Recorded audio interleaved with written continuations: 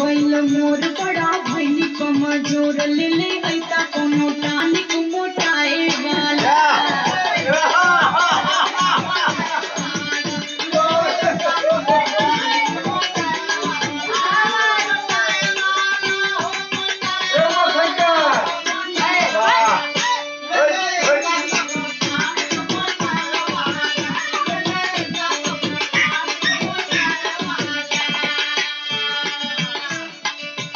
तुम मोटाए के फेरा में पड़ल हो